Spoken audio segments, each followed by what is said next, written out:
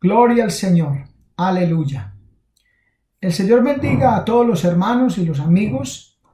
Les saludamos a todos en el nombre precioso de nuestro Señor Jesucristo, con el anhelo, con el deseo de que todos se encuentren muy bien, siempre afianzados en la palabra de Dios.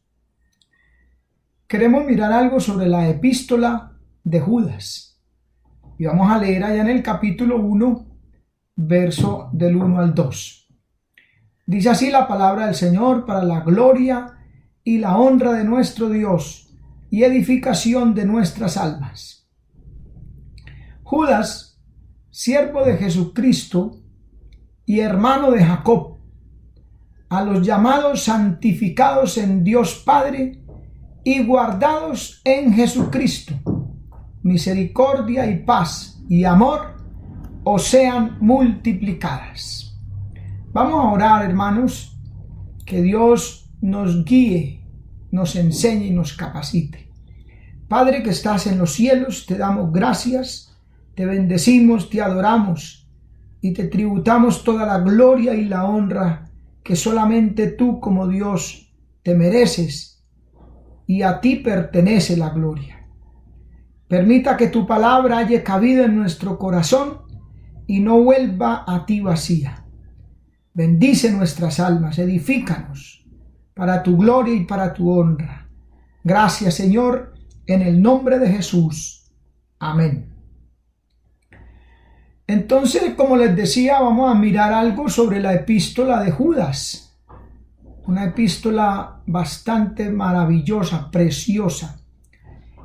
Judas era un nombre muy común en los tiempos bíblicos. Dentro de la lista de los apóstoles encontramos a dos de ellos. En este caso puede ser el apóstol, no Judas, obviamente el Iscariote.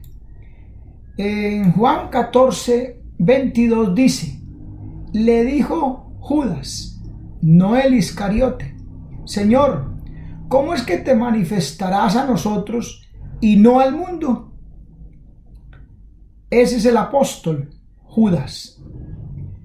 Pero también puede ser Judas, el hermano de Jesús, que se convirtió después de la resurrección de Cristo. Mateo capítulo 13 en el verso 55 nos dice: ¿no es este el hijo del carpintero? ¿No se llama su madre María y sus hermanos Jacob, José, Simón y Judas?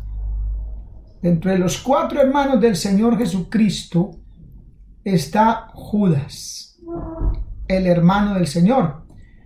La escritura de esta epístola se puede atribuir a uno de ellos, bien sea al apóstol o a este hermano de Jesús.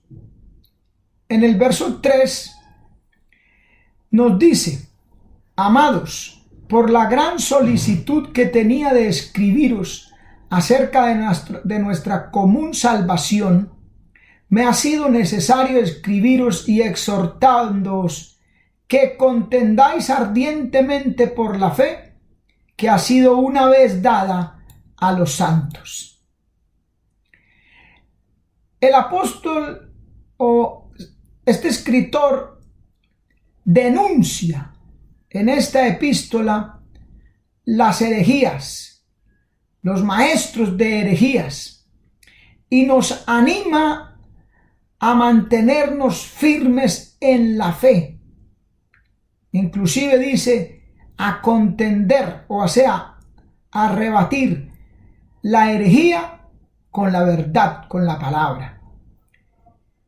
En ella el apóstol toca temas como el pecado, habla de Cristo, del sexo, de los ángeles, de la autoridad divina y humana, de la unidad cristiana y de las últimas cosas. Ataca 2 posturas de aquellos tiempos. Había una cosa terrible en aquellos días: los que sostenían que la gracia los había liberado de la ley moral.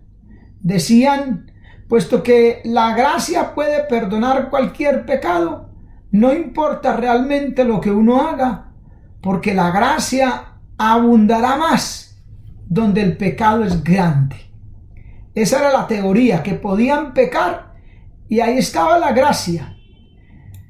El apóstol Pablo en Romanos capítulo 3 en el verso 8 dice: ¿y por qué no decir, como se nos calumnia y como algunos cuya condenación es justa afirman que nosotros decimos, hagamos males para que vengan bienes?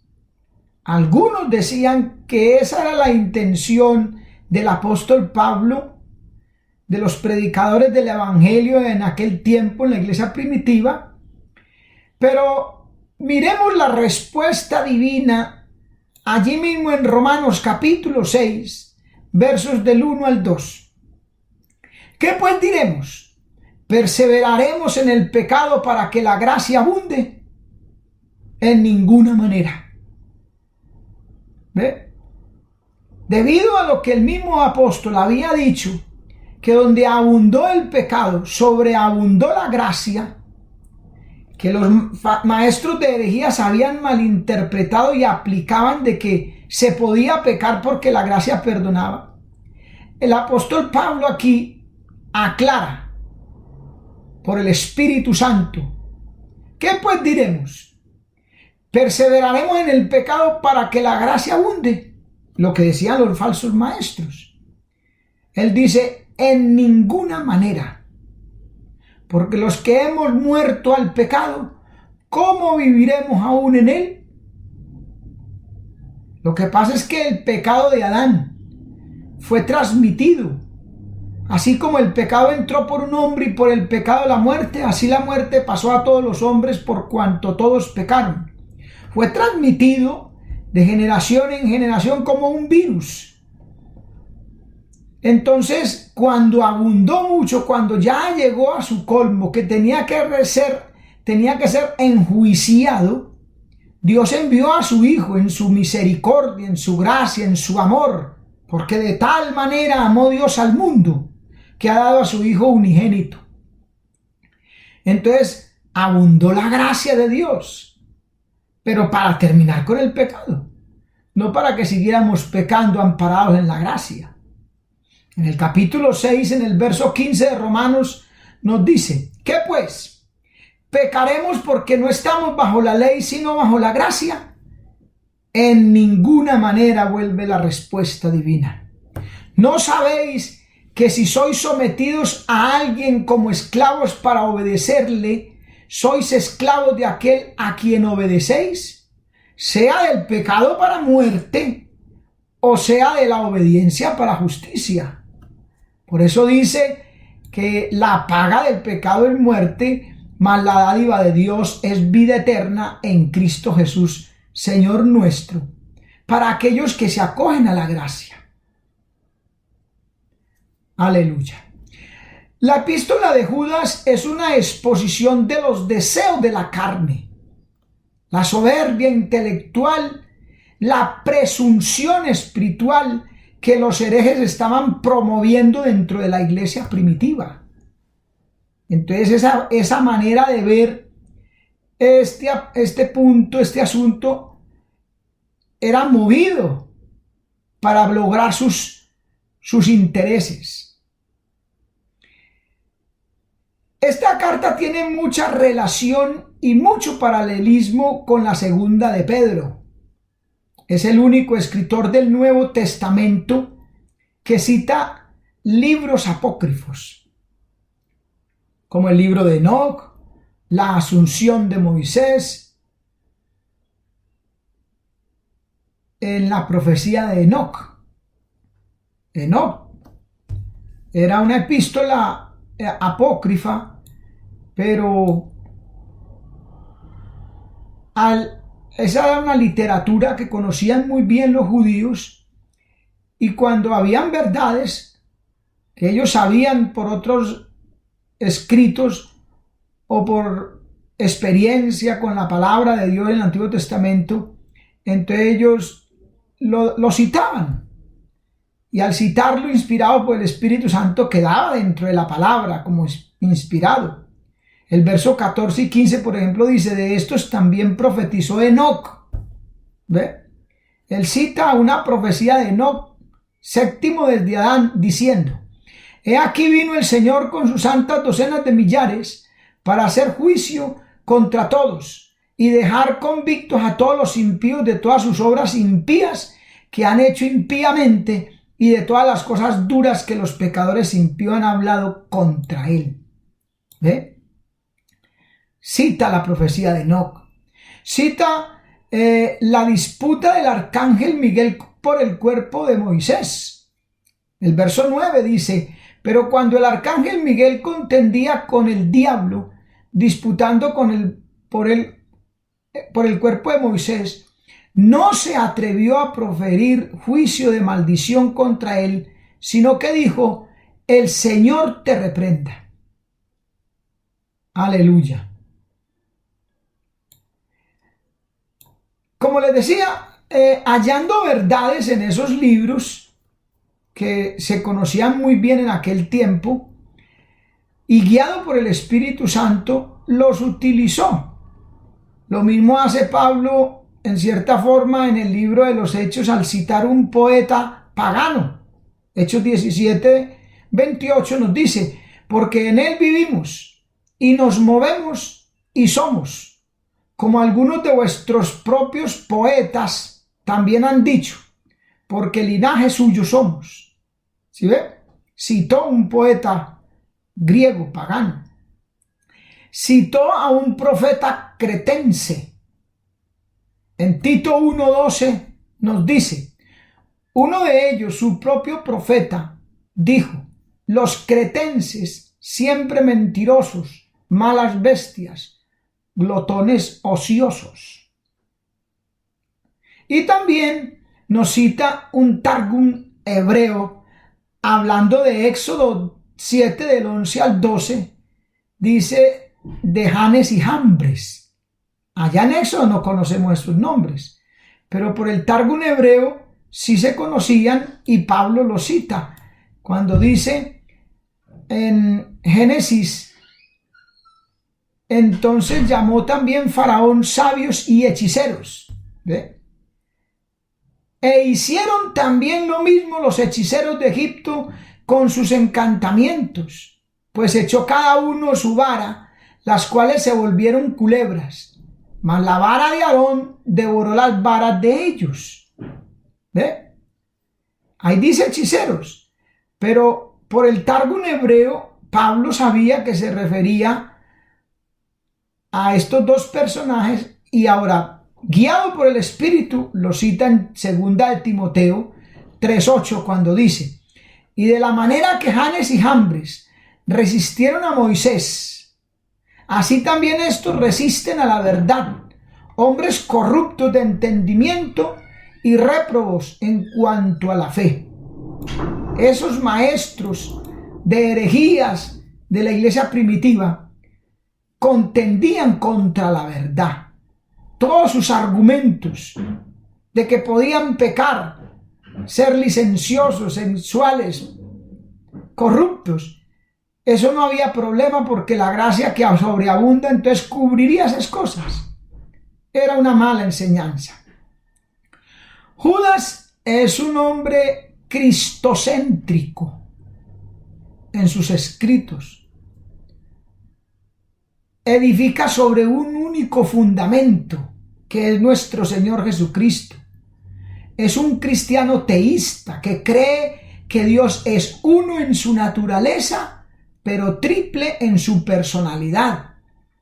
Judas claramente implica que el único Dios es a la vez creador, redentor, legislador y juez de todo el universo, en el tiempo y en la eternidad. La vida cristiana depende de que la gracia se exprese en piedad, precisamente lo opuesto de lo que estaban haciendo los herejes. En la creencia de Judas no se puede prescindir de la relación que existe entre creencia y conducta. entre error y el mal, entre la sana fe y las buenas obras. Tiene que haber una aplicación, un cambio. En esta epístola vemos también el retorno del Señor Jesucristo. Mire, verso 14. De estos también profetizó Enoc, séptimo desde Adán, diciendo: he aquí vino el Señor con sus santas decenas de millares. Habla del día del juicio. Verso 6. Y a los ángeles que no guardaron su dignidad, sino que abandonaron su propia morada, los ha guardado bajo oscuridad en prisiones eternas para el día del gran juicio.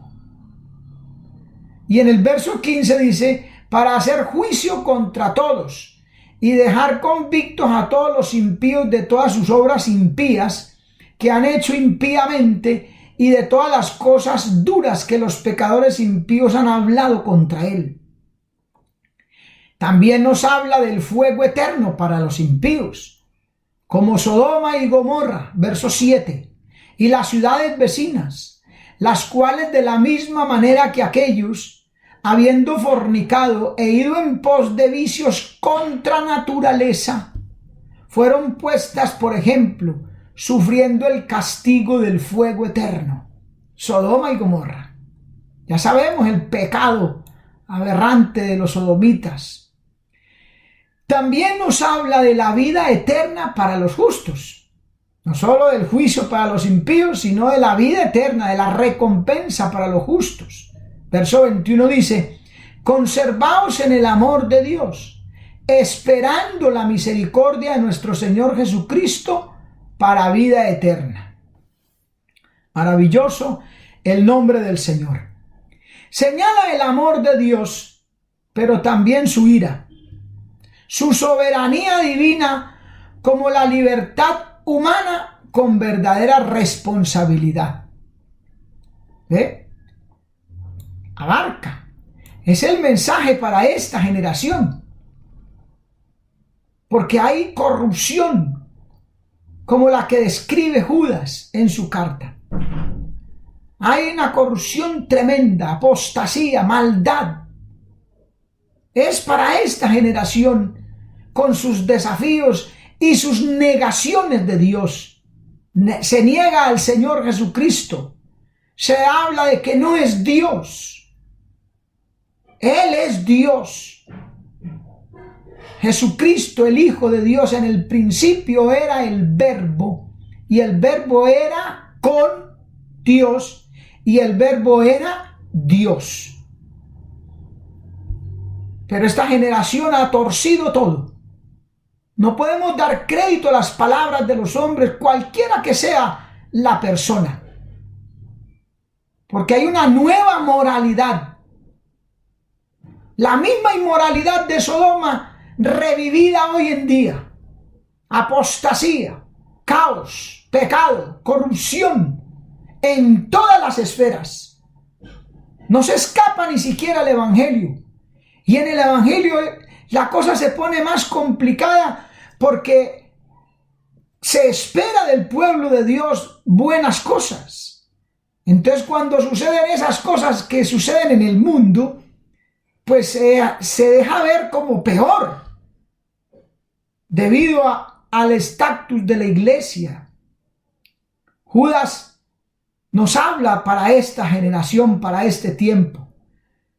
El apóstol Pablo en la segunda carta a los tesalonicenses dice: pero no vendrá sin que antes venga la apostasía y se manifieste el hombre de pecado, el hijo de perdición. Hoy estamos rodeados de apostasía, amado hermano y amigo. Hoy no se puede creer a todo lo que se oye. No todo lo que brilla es oro, dice un refrán popular. Hay que examinar, hay que ir al fondo, hay que ir a la palabra, a la ley y al testimonio.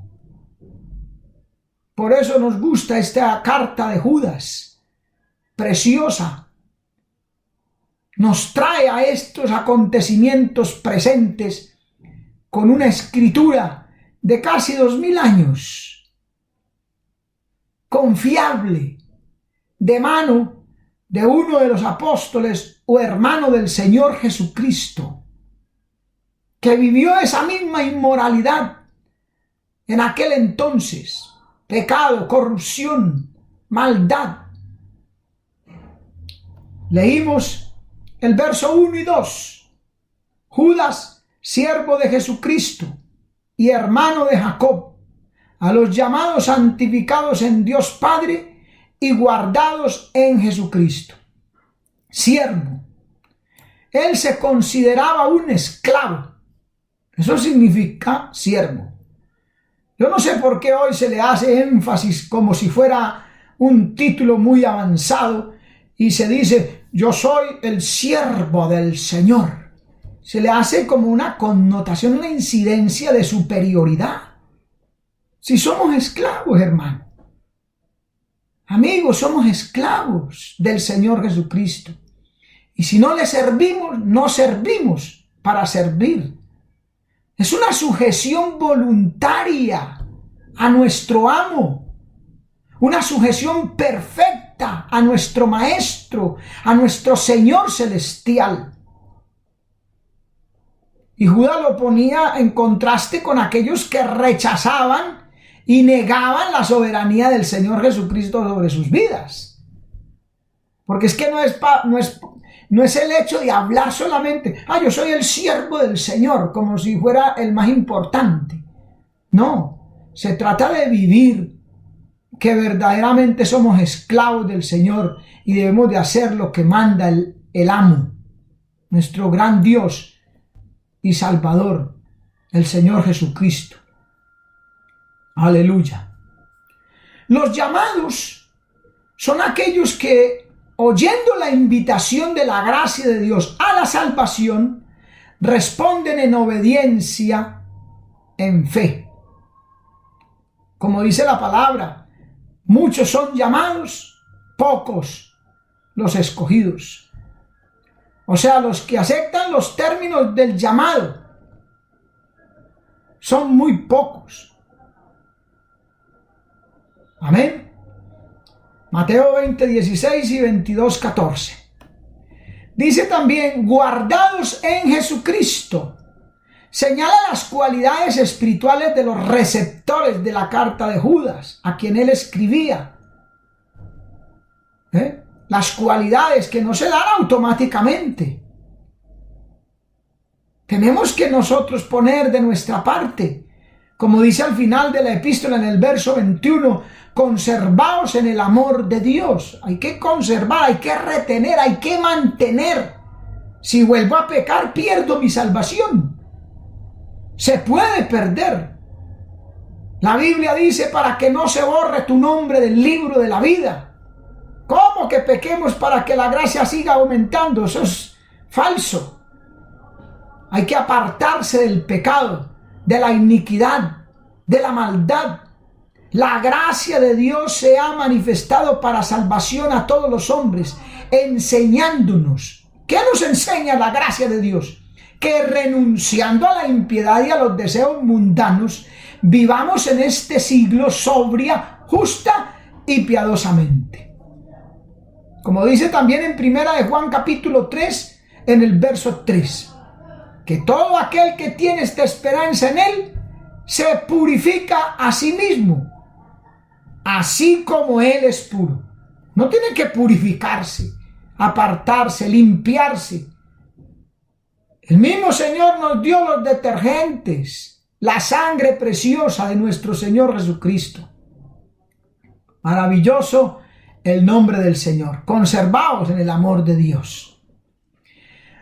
Ahora el verso 3 y 4 nos dice, amados, por la gran solicitud que tenía de escribiros acerca de nuestra común salvación, me ha sido necesario escribiros, exhortándoos que contendáis ardientemente por la fe que ha sido una vez dada a los santos, porque algunos hombres han entrado encubiertamente, los que desde antes habían sido destinados para esta condenación, hombres impíos que convierten en libertinaje la gracia de nuestro Dios y niegan a Dios, el único soberano, y a nuestro Señor Jesucristo.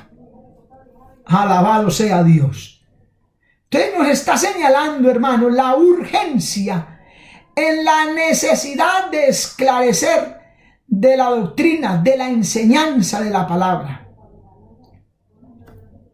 ante el error, en peligro del error, de la herejía, la corrupción que se levanta amenazando la iglesia y amenazando la sana doctrina, amenazando la fe, que en este caso, como dice allí, que contendáis ardientemente por la fe, es la suma de todas las doctrinas bíblicas que, aplicadas a la vida del cristiano, garantizan su salvación. Todo ese proceso de la creencia, de la aceptación de Cristo, de vivencia en la palabra. Y dice, la fe una vez dada, que significa o que se puede decir de una vez para siempre. Rompió con el mundo, con el pecado, se metió en esa vida de Dios, como dice Efesios capítulo 4, en esa fe, y se aparta del mal para vivir para Dios. Alabado sea su nombre. Esa no cambia. Ese evangelio, esa fe no cambia. Porque Jesucristo no cambia. Fue dado una vez para siempre. Él murió una vez por los pecados del mundo. Su fe, su doctrina, su palabra es para siempre. Pablo en el libro a los Gálatas, la carta a los Gálatas en el capítulo 1, en el verso 8 y 9 nos dice: mas si aún nosotros o un ángel del cielo os anunciare otro evangelio, otra fe, otro conjunto de doctrinas diferente del que os hemos anunciado, sea anatema, maldito. Eso traduce la palabra anatema. Como antes hemos dicho, también ahora lo repito, dice el apóstol: si alguno os predica diferente evangelio del que habéis recibido, sea anatema. Lo incide, man. Aleluya. El verso 11 y 12 nos dice: mas os hago saber, hermanos, que el evangelio anunciado por mí, dice el apóstol en esa misma carta, no es según hombre, pues yo ni lo recibí ni lo aprendí de hombre alguno, sino por revelación de Jesucristo. Qué bueno es el Señor. Por revelación de Jesucristo. El mismo Señor Jesucristo se lo entregó al apóstol Pablo allí en esa gloriosa revelación que nos habla en la segunda carta a los Corintios capítulo 12, que fue llevado hasta el tercer cielo, donde oyó palabras que no les daba al hombre hablar. Hay cosas que el apóstol no escribió porque el Señor no se lo permitió, pero estas que escribió las recibió del Señor. Es por eso que nosotros debemos, como dice 2 Timoteo 1:13, retener la forma de las sanas palabras que de mí oíste, le dice el apóstol, en la fe y amor que es en Cristo Jesús. Hay que retener esta palabra, que mantenernos en esta palabra. No podemos ceder ante las insinuaciones del mundo y del diablo, de los herejes, de los apóstatas de hoy en día, que quieren corromper el evangelio de Jesucristo, trayendo doctrinas encubiertas, y ellos mismos cubren para traer por estratagema de hombres, dice el apóstol Pablo escribiéndole a los Efesios, que para engañar emplean con astucia los artificios del error. Hay que retener la sana palabra, hermano. El capítulo 2, verso 2 dice: lo que has oído de mí ante muchos testigos, esto encarga a hombres fieles que serán idóneos para enseñar también a otros. Les encargó él a Timoteo para que Timoteo lo encargara a los que seguían, y así de generación en generación ha llegado hasta nuestros días, y nosotros también tenemos que encargarle a nuestros hermanos que nos escuchan, que les enseñamos la palabra, que deben de ser fieles para enseñarle a otros la forma de las sanas palabras que hemos oído, que tenemos a nuestra disposición en las Sagradas Escrituras. El Evangelio, la doctrina de la palabra es la verdad. Es lo que nos conduce con toda seguridad al cielo, a la salvación. No se crea de religiones y movimientos, por espirituales que parezcan, que los muchos que están apareciendo en estos días tienen su oculto. Por eso es que el profeta Isaías nos dice, mire, Isaías 8:16, ata el testimonio, sella la ley entre mis discípulos. Séllala, átala, no la suelte. Y en Isaías 8:19 y 20 nos dice, y si os dijeren, preguntad a los encantadores y a los adivinos que susurran hablando, responded, ¿no consultará el pueblo a su Dios? ¿Consultarán a los muertos por los vivos? ¿A quién se consulta, hermano? ¿A quién se le puede creer? ¿A quién le vamos a oír? ¿Al hombre? ¿A los que están predicando hoy en día de doctrinas contrarias a la palabra? No, hermano. Aquí nos pregunta, ¿no consultará el pueblo a su Dios? Es a Dios. Es a la palabra. Nos está diciendo, ¿consultarán a los muertos por los vivos? Ellos están muertos en sus delitos y pecados. Nosotros tenemos la vida del Espíritu. Esta palabra que yo os he hablado, dijo Cristo, esa os juzgará en el día postrero. Esta palabra que yo os he hablado son espíritu y son vida. Así que, hermano, como dice aquí verso 20, Isaías 8:20, a la ley y al testimonio, si no dijeren conforme a esto, es porque no les ha amanecido. No les ha amanecido el Evangelio. Si habla algo en contra de la palabra. Amén. Pero recuerde una cosita, hermano. Cuando dice que contendamos ardientemente por la fe, ese contender es con las armas que el Señor nos ha dado. Debe ser en humildad, en mansedumbre y amor. Hay que convencer a los pecadores con amor. De lo contrario se va a perjudicar la obra. Nuestra propia alma se va a perjudicar. Si yo me encuentro tirándosela desde el púlpito a otro y no enseñando la palabra, voy a estar en las mismas. Por eso el apóstol Pablo, escribiéndole a los Corintios, segunda carta a los Corintios, capítulo 10, versos del 3 al 5, dice, pues aunque andamos en la carne, no militamos según la carne.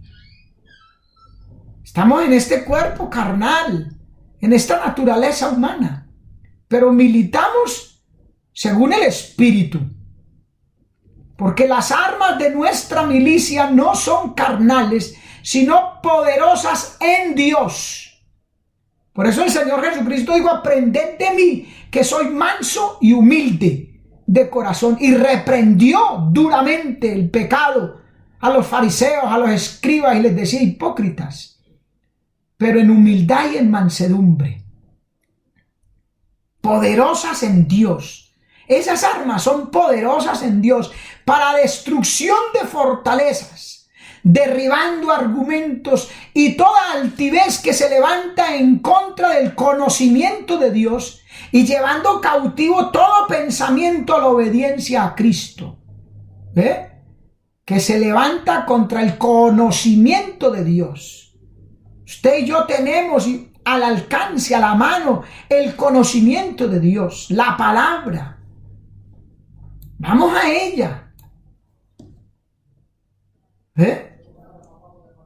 La condenación que los tales atraen para sí mismos ha sido ordenada, ha sido escrita mucho antes, hermano, por haber convertido ellos en libertinaje la gracia de nuestro Dios.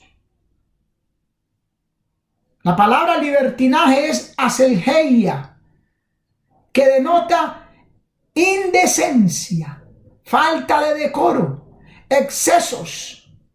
Aún significa rufianería, ebriedad habitual, haciendo de la gracia de Dios una cubierta para su flagrante inmoralidad. Pero ellos se ganan el juicio. Segunda de Pedro 1, capítulo 2, versos del 1 al 3, nos dice: pero hubo también falsos profetas entre el pueblo, como habrá también entre vosotros falsos maestros, que introducirán encubiertamente herejías destructoras, y aún negarán al Señor que los rescató, atrayendo sobre sí mismos destrucción repentina. Y muchos seguirán sus disoluciones, por causa de los cuales el camino de la verdad será blasfemado. Y por avaricia, eso no les interesa sino el dinero, harán mercadería de vosotros con palabras fingidas, aparentarán tener el verdadero evangelio, pero dirán otra cosa, para hacer mercadería de vosotros. No les interesa tanto el alma, la oveja, sino la leche y la lana de la oveja. Pero dice la Biblia sobre los tales, ya de largo tiempo, la condenación no se tarda, y su perdición no se duerme. Bendito el nombre del Señor. Medite, amigo, en estas cosas. Ponga atenta y perfecta nota a la perfecta ley, la del Espíritu, la palabra. Hermano, no te salgas de la Escritura, así sea de difícil. Estamos en tiempos difíciles y no es fácil mantenerse en la sana doctrina. Pero así quedemos solos, no lo permita, no se salga. Que de todas maneras el Señor nunca nos deja solos. Cuando Elías pensaba que estaba solo, el Señor le dijo: he reservado 7,000 rodillas que no se han doblado ante Baal. No se doble ante el Baal de la apostasía de este mundo, de la falsa doctrina. Tenemos la palabra. Seguiremos adelante con esta meditación de la carta de Judas en una próxima oportunidad. Dios me los bendiga, Dios les guarde y adelante con el Señor siempre.